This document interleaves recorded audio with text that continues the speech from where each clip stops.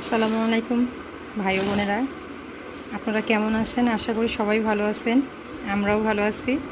তো আজকে সকাল সকাল একটা ব্লগ নিয়ে আসছি। এটি হলো আমার ছোটো ছেলে স্কুল থেকে আসছে, তো আসে ক্ষুধা লাগছে, তো এখনও পান্তা খাবে। তো দেখুন পান্তা সে কীভাবে খাচ্ছে।